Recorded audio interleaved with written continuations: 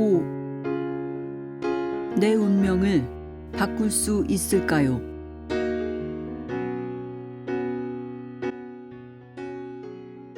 미래는 고정되어 있는가? 라는 의문을 누구나 한 번쯤 가져보셨을 거예요. 나이를 먹다 보면 운명이니 숙명이니 하는 말들도 점점 예사롭게 들리지 않고 점쟁이 말이나 자기가 꾼 예지몽까지도 무시하기가 힘들게 되죠. 정확히는 몰라도 뭐가 있긴 있는갑다 싶은 마음이 생겨나게 되거든요. 맞아요. 피할 수 없는 운명, 숙명이라는 게 있어요. 죽음은 거의 그렇게 보이죠. 하지만 절대 피할 수 없는 건 아니에요. 엄밀하게 말해서 영혼이 원한다면 피할 수도 있어요. 하지만 영혼이 원하지 않을 뿐이죠. 예를 들어 장동건이 친구에서 칼을 많이 묻고 죽는 역을 맡았어요. 근데 연기를 하다 보니 바꿔보고 싶은 생각이 드는 거예요.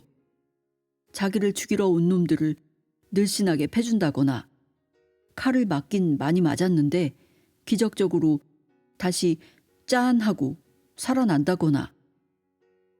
그래서 감독이랑 머리를 맞대고 의논을 해요. 하지만 역시 칼 맞고 죽는 게 그 역할의 완성도를 위해서는 제일 낫겠다 하는 결론이 날 가능성이 가장 높지 않겠어요? 다른 배역들 생각도 해줘야 되고요. 유호성은 사형받아야 되는데 장동건이 살아나 버리면 일이 복잡하게 되잖아요. 저는 제가 참 무딘 편이어서 예전에는 잘 몰랐었는데 영혼의 세계를 겪은 이후엔 모든 영혼들은 정해진 운명을 미리 감지할 수 있구나 하는 생각을 하게 되었어요. 자기가 정해놓은 것이기 때문에 그때가 되면 느낄 수가 있는 거죠. 저희 아버지는 갑자기 쓰러지시기 전 마치 당신에게 닥칠 일을 예견이나 한 듯 주변 모든 사람들에게 유언 남기듯 하고 싶은 말씀을 다 하셨거든요. 난 너무 많이 살았다. 아무 미련도 여한도 없다. 너희는 앞으로 잘 살아갈 거다. 하는. 이런 경우 우리는 천수를 다 누리고 가셨다라는 표현을 쓰는 것 같아요. 하지만 아버지는 그 운명을 거스를 수도 있었어요. 당신 자신이 그렇게 안 하신 거예요. 왜냐하면 첫째는 인생의 완성도를 위해서, 그리고 둘째는 주변 사람들의 입장을 고려해서였죠. 아버지는 그때 깨어나셔서 저희들과 더 시간을 보내실 수도 있었어요. 하지만 아버지는 그것이 아버지에게도 또 저희들에게도 도움이 되지 않는다고 판단하셨기에 원하지 않으신 거예요. 그 모든 사실을 알고도 아직도 마음이 짠할 때가 있는데 그걸 몰랐을 때는 정말 미칠 뻔했죠. 죽음도 그렇지만 내가 정말 이런 남자를 남편으로 선택했다니 믿을 수가 없다. 차라리 전생에 죄를 많이 지어서 벌 받아서 이 남자 아내로 살아가야 한다는 말이 훨씬 설득력 있다는 분도 있으시죠? 죽음만큼은 아니지만 결혼도 미리 계획한 대로 이루어지는 경우가 대부분인 것 같아요. 제가 모든 사람 경우를 다 본 게 아니라서 딱 잘라서 장담은 못 드리지만 제 경우엔 결혼에 대한 밑그림을 미리 그려놨었거든요. 하지만 꼭 그 사람과 맺어지는 건 아닌 것 같아요. 제 현생에서 남편이 되어줄 영혼을 제가 끝까지 거부한 걸 보면요. 그렇다고 계획이 항상 한 가지라고는 생각하지 마세요. 다른 가능성들도 항상 열어놓는답니다.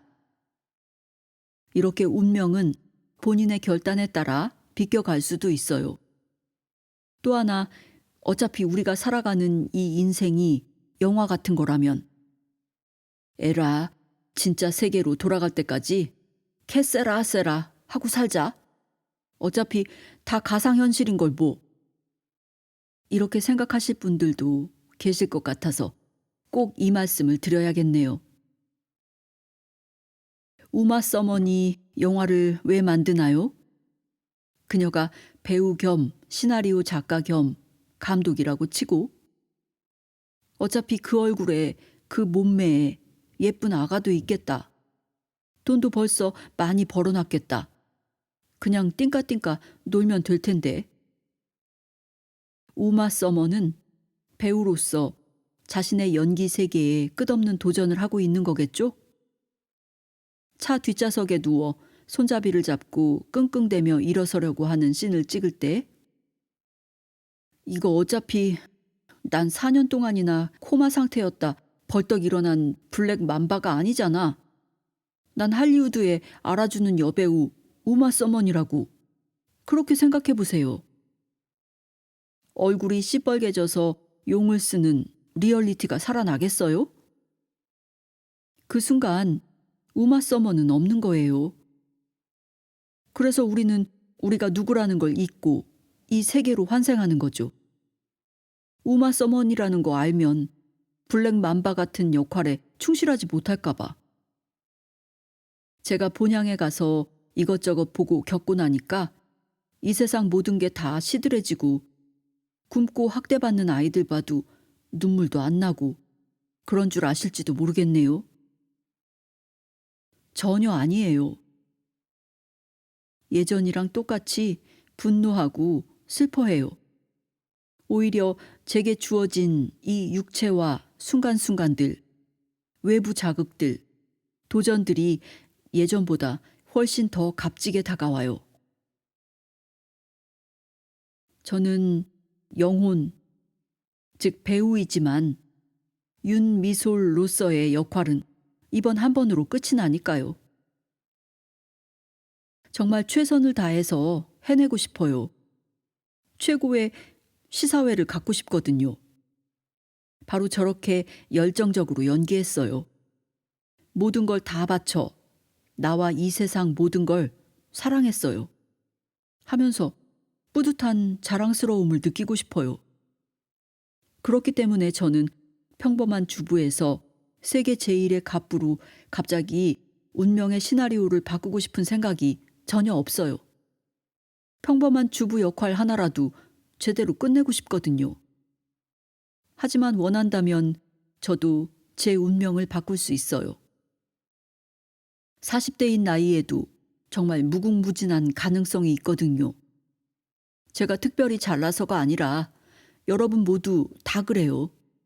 수도 시설도 없는 조부모의 집에서 자라난 오프라 윈프리가 지금은 토크쇼의 여왕이 되었듯이 누구든 자신이 꿈꾸는 대로 되거든요. 최고의 토크쇼 진행자가 못 되었다면 감히 최고를 바라지 않아서겠죠. 오프라 윈프리의 영혼이 자기 현생을 계획할 때 토크쇼의 여왕이 되는 걸 밑그림에 끼워 놓았을 수도 있겠지만 저는 제 경험을 비추어 볼 때 수많은 경우의 수가 있었다고 생각해요. 자유의지라는 말이 그냥 나온 말이 아니거든요. 오프라 윈프리는 찢어지는 가난 속에서 절망만 배울 수도 있었어요. 처음 성적 학대를 받았을 때는 자살할 수도 있었고요. 미인 대회에 뽑혔을 때 돈 많은 남자와 결혼해서 평범한 주부의 삶을 살 수도 있었겠죠. 현생을 계획할 때 절대 영화 한 편 상영하듯이 어렸을 때는 요렇게 자라면 이렇게 늙어서는 저렇게 하고 고정된 인생을 딱 설계하는 게 아니거든요. 설계는 하지만 그 하나하나마다 몇 개씩 경우의 수가 다 있어요. 물론 제 수준에서요. 테레사 수녀님이나 다미안 신부님 같은 높은 경지에 있는 영혼들은 다르겠죠. 테레사 수녀님께서는 병든 이들을 돌봐주다가 나중에 숨을 거두면 그 환자의 종교에 따라 장례를 치루어 주셨다고 하더군요. 힌두교면 힌두교식으로, 불교면 불교식으로. 그분이야말로 영혼계에서 너무 오래 있다 보니 불완전이나 유한 같은 개념들을 자꾸 잊어버려서 그런 기억을 불러일으키기 위해 오신 거 아닌가 하는 생각이 들어요. 다른 성직자들과는 달리 이분은 진짜구나 하는 감이 탁 오지 않나요? 정리해 볼게요. 저는 중간 수준의 영혼으로서 제 현생을 계획했는데 선택의 폭은 아주 넓었어요. 하지만 굳이 한국이라는 나라와 부모 형제와 파산한 집안, 나를 학대할 가능성이 많은 남편 같은 것들을 아웃라인으로 잡았어요. 그러고 보면 우리 집의 파산은 운명이었던 거죠. 하지만 이것 역시 영혼이 강하게 원하면 바꿀 수 있다고 봐요. 종교에서 기도 정말 세게 하면 죽을 병이었던 사람도 일어나고 없던 돈도 생기고 팔자에 없던 아들도 생기는 기적 같은 일들이 생기잖아요. 그래서 기도원에 들어가 기도하고 3,000배를 올리기도 하고 그런 거겠죠. 하지만 이런 일들은 영혼의 입장에서 봤을 때 별로 신기한 일도 아니에요. 종교 없는 사람도 그 정도로 강력하게 원하게 되면 그보다 더한 일도 바꿀 힘이 있거든요. 자기가 그 법칙을 몰라서 안 하는 것 뿐이죠. 그런데 그게 꼭 좋다고 볼 수는 없어요. 원래 계획했던 대로 인생이 흘러가는 게 나중에 시사회에 볼 때는 훨씬 완성도 높은 작품이 나오거든요. 전 아이가 없어요. 그런데 기도 세게 해서 아이를 가지고 싶지 않아요. 정말 원하면 가질 수 있다는 걸 그냥 아는 게 아니라 아주 확실히 아는데도 안 하거든요. 왜냐고요? 이번 생의 테마에는 아이가 없는 쪽이 제 인생의 완성도에 더 도움이 되니까요. 최근 제가 살아왔던 인생은 항상 아이가 없었는데 다 이유가 있어서 그랬던 거죠. 저처럼 유체 이탈을 했다는 사람은 드물어도 미국에는 꽤 많던데 사후 세계를 체험하고 돌아왔다는 사람들을 이야기는 인터넷에도 많이 돌아다니죠. 사후 세계 체험하고 계속 못된 짓 하며 사는 사람 없다면서요. 영혼이라는 게 있구나. 사후 세계가 진짜 있구나.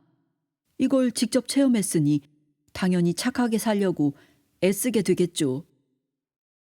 그런데 사후 세계 경험한 후에 세속적으로 성공하려고 애썼다는 사람 얘기 들어보셨어요? 우리가 중요하다고 생각해왔던 것들이 진짜 아무것도 아니에요.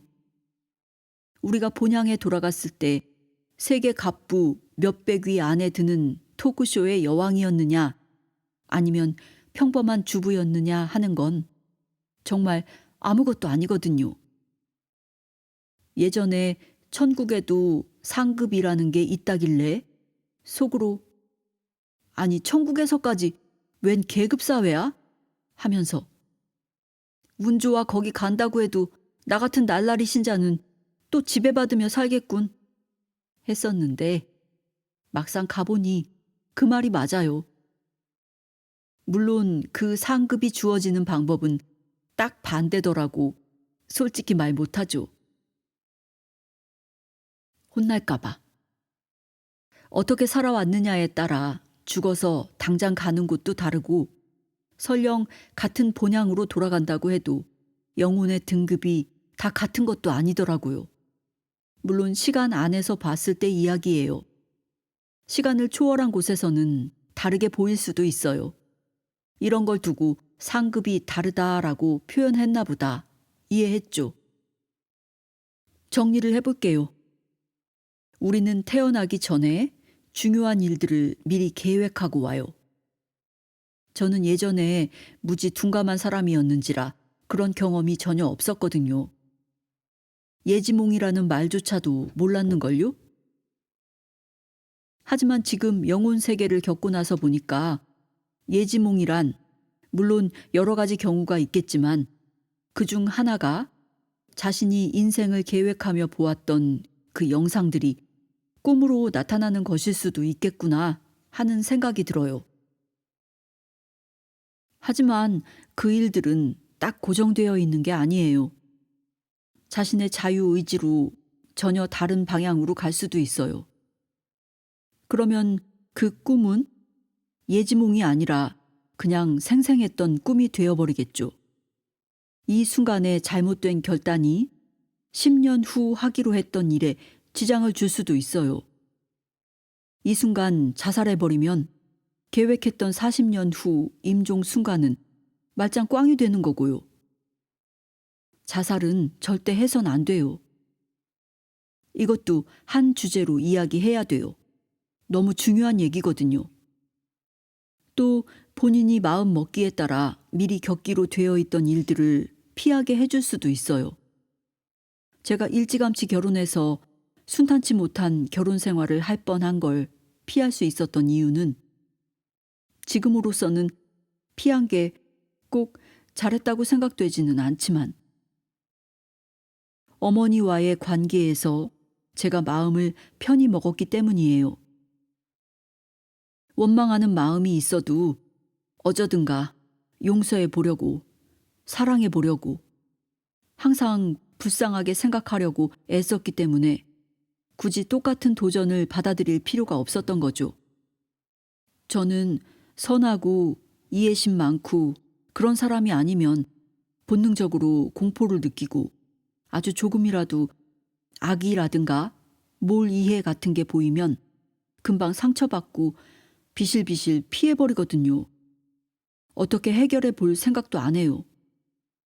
해결해 볼 생각을 할 정도면 악의라든가 몰 이해라고 할 정도가 아닐 때뿐이죠. 그런 식이기 때문에 저는 가족 안에 그런 성향, 즉 악의와 몰 이해라는 그런 성향을 갖기 쉬운 누군가의 영혼이 필요했던 거예요. 가족은 피할 수가 없으니까요. 또 가난과 어머니와의 끊임없는 불화를 겪으면서도 결혼해서 상황을 모면해 보겠다는 생각을 안 한 탓도 있겠고요. 그렇게 결혼했더라면 가난은 피했을지 모르지만 훨씬 더 큰 고난이 기다리고 있었을 거예요. 한 번 똥개는 끝까지 똥개가 아니라는 것. 설명이 충분히 되었는지 모르겠네요. 얼마든지 다르게 살 수 있다는 것. 우리들의 미래는 고정되어 있는 게 아니라는 걸요. 하지만 그 똥개 역할이나마 제대로 할 수 있다면 저는 굳이 그 역에서 벗어나고 싶지 않다는 것도요. 그럼 다음엔 제가 왜 똥개 역할에도 불평이 없는지, 어째서 우리는 남을 도우며 살아야 하는지 그 이유를 말씀드려야 할 것 같네요. 진정한 선행이란 무엇인지 다 함께 생각해 보았음 해서요. 4. 정우성이 진짜 똥개는 아니잖아요. 이번에는 현재의 삶의 처지에 대한 시각에 대해서 이야기를 좀 해보고 싶어요. 영화 좋아하세요? 전 깊이는 없지만 그냥저냥 보는 편이에요. 가장 최근에 본 영화가 킬빌 2였는데 전 1편이 더 좋았어요. 킬빌 1편을 보고 영상미, 라스트 씬이 눈 덮인 후원 너무 예쁘지 않나요? 그 영상미와 뭐라고 딱 꼬집어 말하기 힘든 묘한 매력에 팍 쓰러져 버렸죠. 잔인한 장면 나오면 저거 진짜 아니니까 괜찮아. 그리고 우마 서먼이랑 흑인 여자랑 주방에서 싸우는 장면에서는 캘리포니아에 사는 닥터 부인은 주방용품 못 쓰나? 그런 거 보면서 잘 넘어갔죠. 왜냐고요? 그건 진짜가 아니라 영화잖아요. 영화를 보고 있는 제가 영혼이라면 킬빌은 우리가 살고 있는 이 세상이죠. 우리가 사는 이곳과 영화를 비교해서 모든 게 딱딱 맞아떨어지는 건 아니지만 이해는 쉬울 것 같아서요. 우리네 인생이 영화와 다른 게 있다면 우리가 그냥 보기만 하는 게 아니라 직접 출연한다는 거겠죠. 우리들 한 명 한 명의 인생과 영화의 배역은 거의 같은 의미를 갖거든요. 우리는 배우이면서 시나리오 작가이기도 하면서 감독이기도 하죠. 여기 참 다양한 분들이 계시죠? 가족 관계에서부터 나이, 외모, 경제적인 능력 등이 천차만별일 거예요. 저만 해도 어렸을 때는 우리 집이 부자였다가 사춘기 시절부터 갑자기 어려워져서 쭉 힘들게 살다가 드디어 제가 돈을 벌기 시작한 이후부터는 좀 숨통이 트일만 했었거든요. 그러다 결혼한 이후로는 제가 바라던 대로 평범하게 살고 있고요. 저는 제가 경제적으로 고통을 받을 때 정말 왜 이렇게 힘들게 살아야 하는지 그 이유를 모르겠더라고요. 그래서 저를 자꾸 다른 사람들하고 비교하곤 했어요.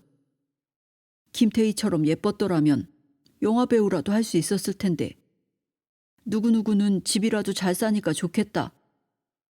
왜 나는 누구처럼 특출난 재능도 없을까? 이렇게 가난해도 좋으니 엄마라도 좀 딴 집 엄마들처럼 그냥 평범해줬으면 하는 생각들 때문에 불행한 적이 많았던 것 같아요. 꼭 경제적인 이유뿐만 아니라 여러 가지 다른 이유로 자기 처지에 만족하며 살기는 사실 힘이 들죠. 그런데 자신이 영혼이라는 걸 알고 나면 현재의 처지를 보는 눈이 확 달라져요. 예를 들어볼게요. 정우성의 똥개라는 영화를 보셨는지 모르겠네요. 정우성이 팍 망가져서 집안도 별 볼 일 없고 생긴 것도 그저 그런 백수 건달처럼 나오거든요. 진짜 정우성을 영혼이라고 쳐요. 영화에 나오는 똥개라는 별명을 가진 백수는 정우성의 현생이라고 치고요. 아버지한테 쥐어 박히면서 밑바닥을 전전하며 사는 역할을 한다고 정우성이 진짜 똥개가 되나요? 그는 자신의 연기 지평을 넓히기 위해 똥개라는 역할을 선택했을 뿐이에요. 지금 당장은 얻어터지는 순간을 연기해도 촬영이 끝나고 나면 정우성은 외제차 타고 자기 집으로 돌아가는 거예요. 왜 정우성처럼 잘생긴 배우가 똥개 역할 같은 걸 선택했을까요? 다른 뽀대나는 역할도 맡아달라고 줄을 섰는데 선택의 범위는 다른 좀 덜 생기고 개성 강한 배우들보다 넓잖아요. 물론 진정한 배우가 되고 싶었던 까닭이겠죠. 뽀샤시한 얼굴로 사랑 타령이나 하다가 사라지는 배우는 되기 싫었던 거죠.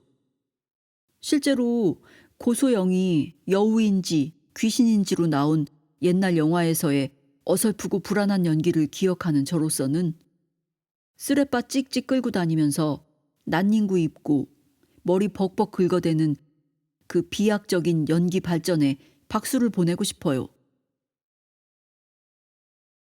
멜 깁슨이 예수님 역할을 한다고 예수님이 되나요?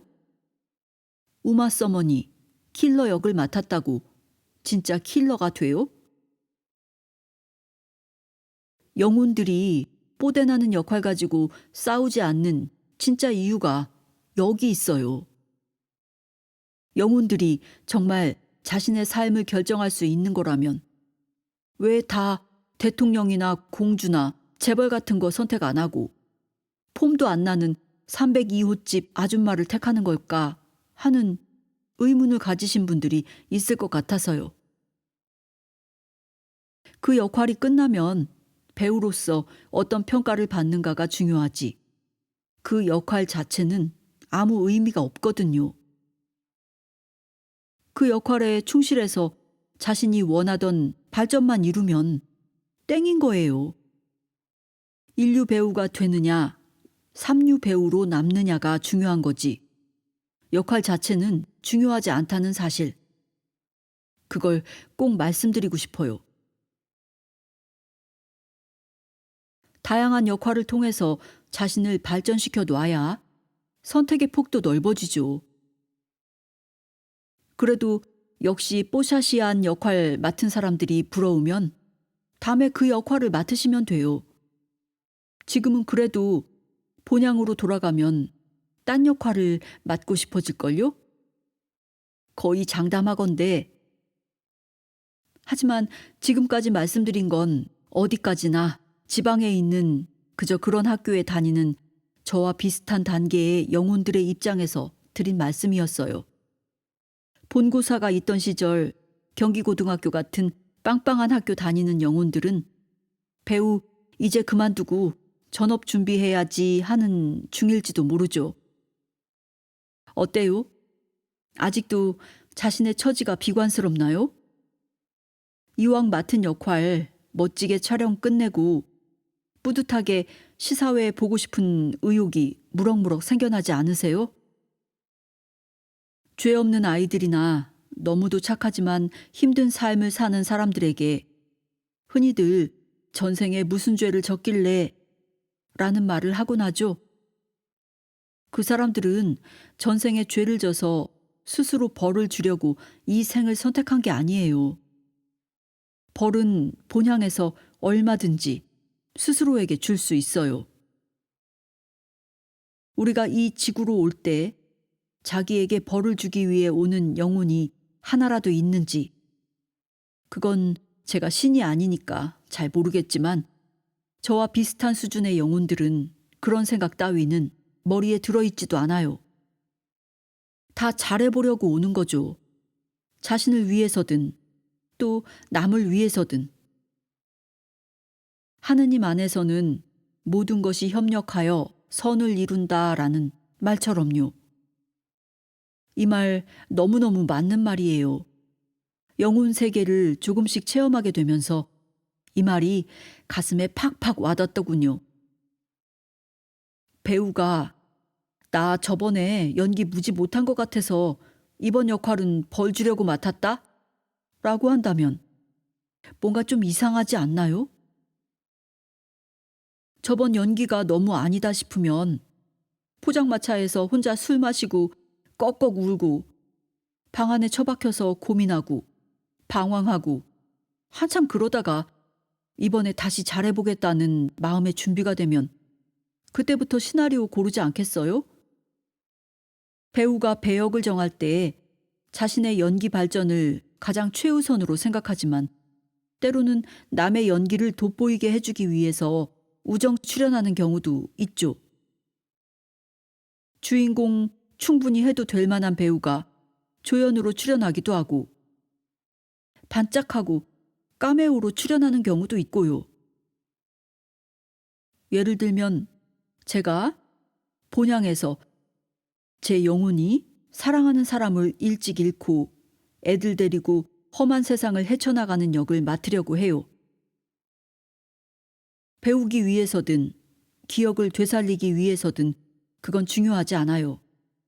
그건 영혼의 단계에 따라 달라질 뿐이에요. 그러면 저와 절친한 관계에 있는 다른 영혼이 저를 위해 결혼한 지 몇 년 지나지 않아 세상을 떠나는 남편 역을 맡아주는 거예요. 이 좋은 세상 일찍 떠나고 싶지 않을 텐데 어떻게 그러냐고요? 다시 한번 말씀드리지만 영혼이 볼 때는 그냥 잠시 맡는 역할일 뿐인걸요? 그렇다고 불행하고 소외된 사람들은 그들이 택한 거니까 오히려 그렇게 살아가도록 내버려 두는 게 돕는 거다. 뭐 이런 식으로 생각해선 안 돼요. 그들과 나를 따로따로 생각하니 이런 잘못된 결론이 나오는 거거든요. 이 시점에서 또 다른 의문이 생기실 것 같아 하나 덧붙여야겠어요. 그럼 미래는 고정되어 있는가? 난 아무리 노력해도 똥개 역할을 맡은 이상 평생 그렇게 살다가 죽어야 하는가? 하는 당연한 의문이요. 그 의문에 대해서는 다음 장에서 풀어보도록 해요.